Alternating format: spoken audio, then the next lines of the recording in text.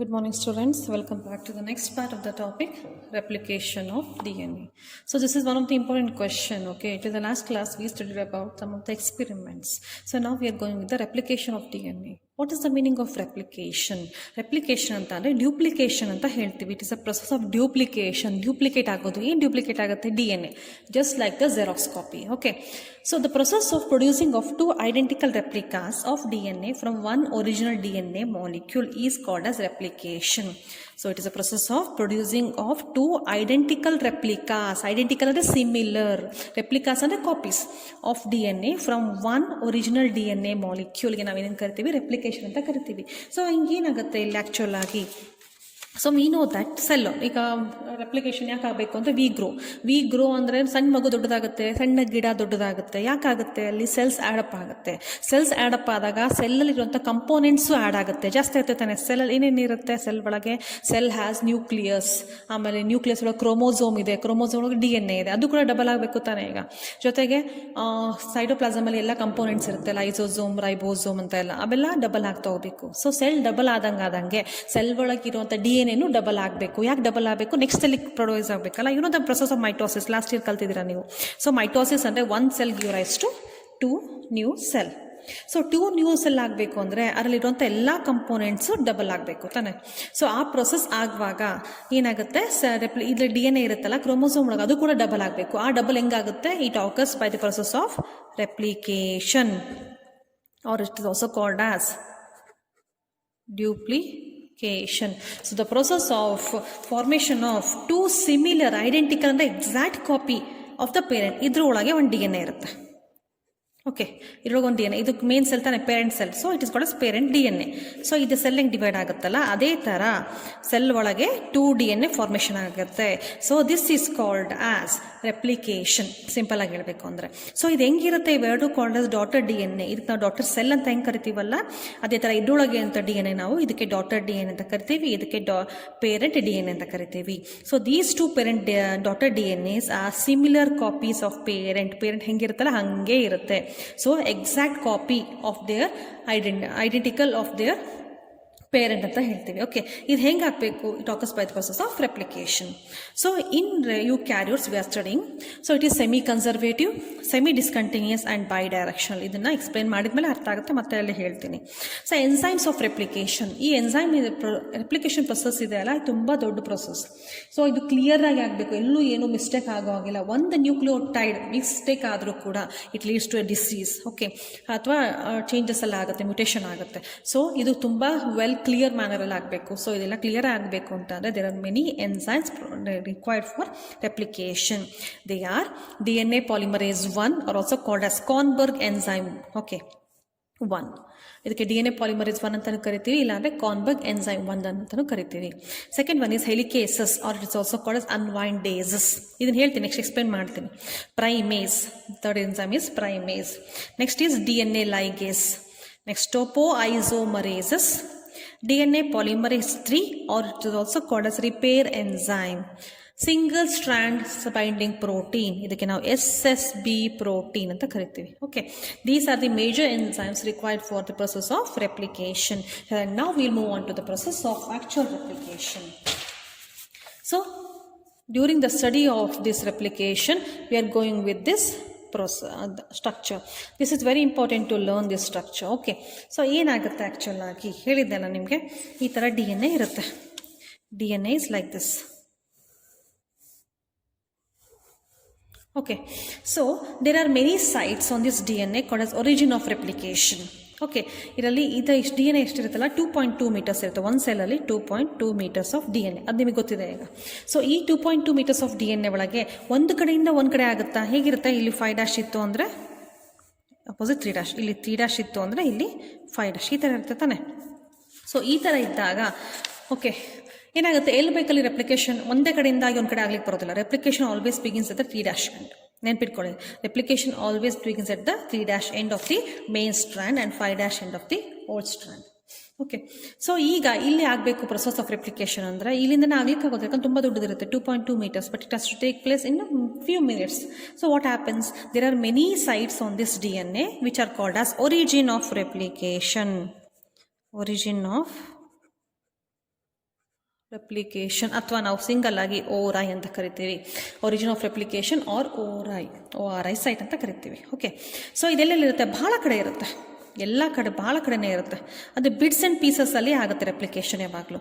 So replication occurs in bits and pieces and then these DNA are join. So ಆ್ಯಕ್ಚುಲಾಗಿ ಏನಾಗಬೇಕು, ಇದು 2 DNA separate ಆಗಬೇಕು. Okay, this is parent DNA ಅಲ್ಲ, this is daughter DNA.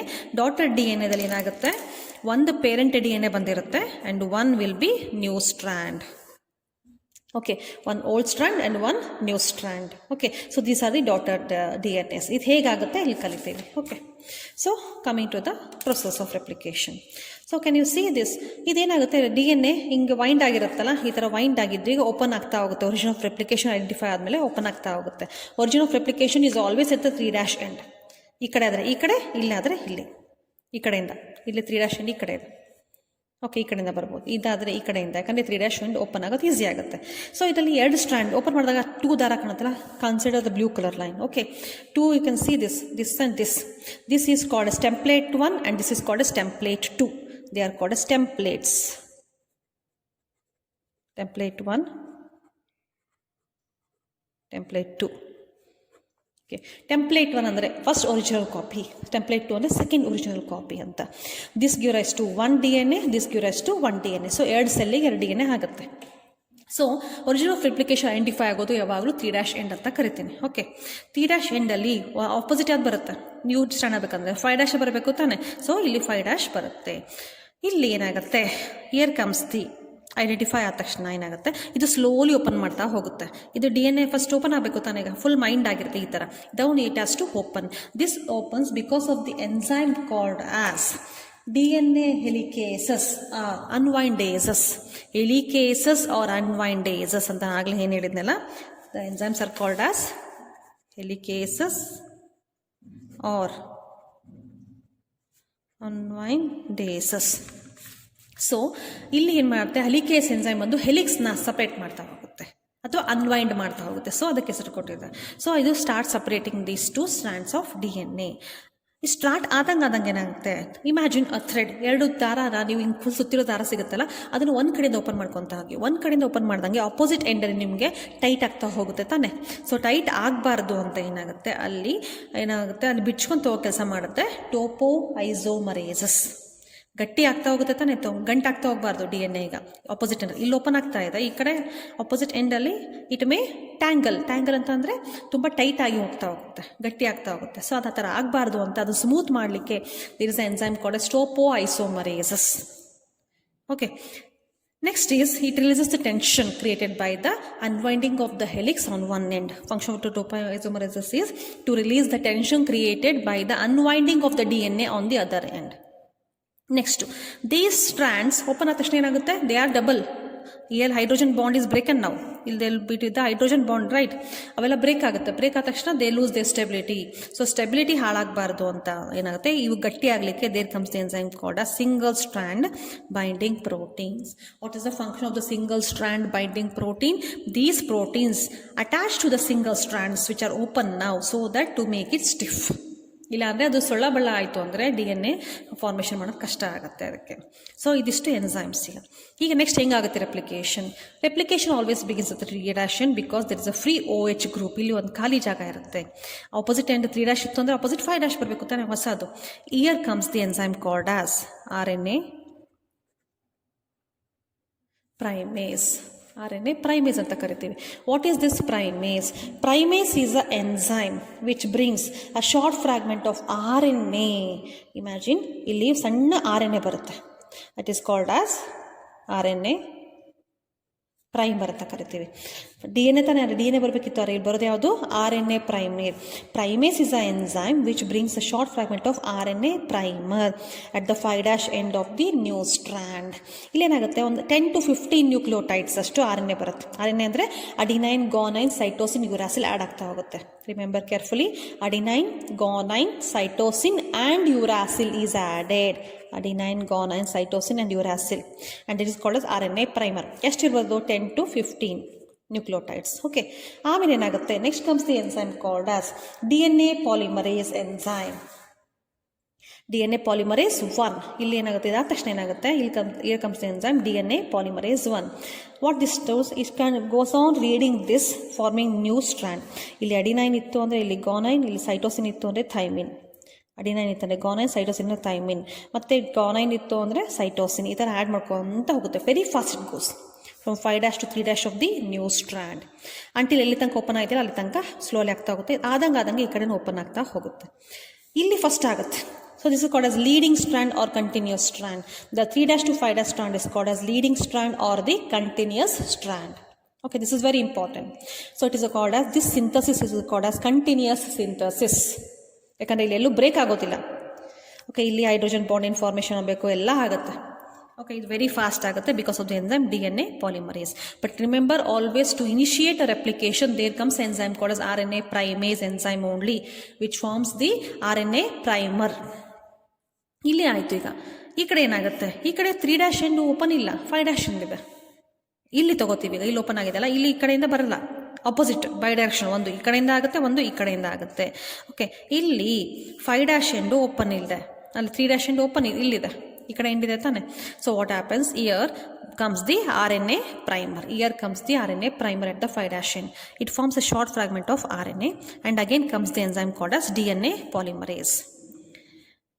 Stop ಆಗುತ್ತೆ, ಯಾಕಂದರೆ ಇಲ್ಲಿ ಮತ್ತೆ ಪ್ರೈಮೇಸ್ ಬರುತ್ತೆ, ಮತ್ತೆ ಪ್ರೈಮೇಸ್, ಮತ್ತೆ DNA polymerase, ಮತ್ತೆ ಸ್ಟಾಪ್ ಆಗುತ್ತೆ, ಡಿಸ್ಕಂಟಿನ್ಯೂ ಆಗುತ್ತೆ, ಮತ್ತೆ ಪ್ರೈಮೇಸ್, ಮತ್ತೆ RNA polymerase, again primase, RNA polymerase. ಇಲ್ಲಿ ಓಪನ್ ಆದಂಗೆ ಮತ್ತೆ ಇಲ್ಲಿ primase, RNA polymerase, primase, RNA polymerase. Okay, ಇದು ಯಾಕೆ ಈ ಥರ ಆಗುತ್ತೆ ಅಂದರೆ there is no free OH group at the 5' end. There is no free OH group, so this occurs like this. So these fragments are not continuous like this. ಇಲ್ಲೂ ಕೂಡ adenine, guanine, cytosine, thymine ಏನಾಗಬೇಕಲ್ಲ ಎಲ್ಲ ಆಗುತ್ತೆ. Okay, ಇದು ಆಗ್ತಾ ಇದ್ದಂಗೆ ಏನಾಗುತ್ತೆ, ಇಲ್ಲಿ bind ಆಗ್ತಾ ಹೋಗುತ್ತೆ, ಬಟ್ ಇಲ್ಲಿ creates a gap. So these fragments which are not completely formed are called Okazaki fragments. This is very important.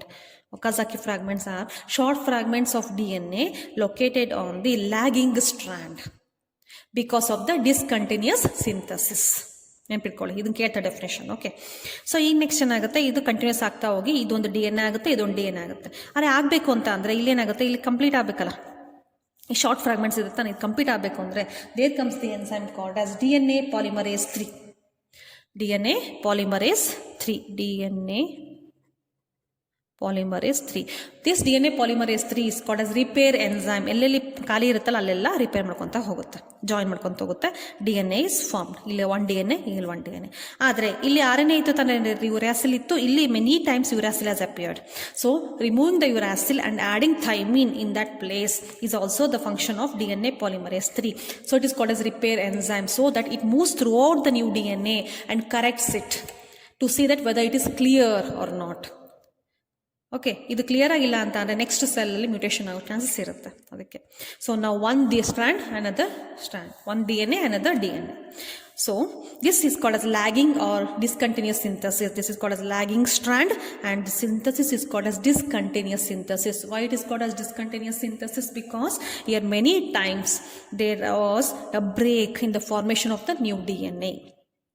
Okay, so DNA synthesis is called as semi-conservative. Why semi-conservative? Because a new DNA is having one strand from the parent and one new strand. ಹೌದು ತಾನೆ, ಇಲ್ಲೂ ಕೂಡ the new DNA is having one strand from the parent and one new strand. ಆಯ್ತಾ? Semi conservative. Semi discontinuous, ಇಲ್ಲಿ full continuous ಆಯ್ತಾ, ಇಲ್ಲಿ semi discontinuous ಆಯ್ತಾ, ಅರ್ಧ ಇಲ್ಲಿ ಕಂಟಿನ್ಯೂ ಆಗಿಲ್ಲ ತಾನೆ, ಬ್ರೇಕ್ ಆಗಿದೆ. So it is called semi discontinuous and it is called as bidirectional. Why it is called as bidirectional? Because one DNA synthesis occurs from 5' to 3' end, another occurs from 3' to 5' end. So it is called as, okay, it's bidirectional. So this is very important. ಇನ್ನೊಂದ್ಸರಿ ಅರ್ಥ ಆಗಿದೆ ಅನ್ಕೋತೀನಿ, ಒಂದ್ಸರಿ 2-3 ಸರಿ ನೋಡ್ಕೊಳ್ಳಿ, ಇದು ಗೊತ್ತಾಗುತ್ತೆ. Okay, doubt ಇದ್ರೆ you can ask me. Okay, next is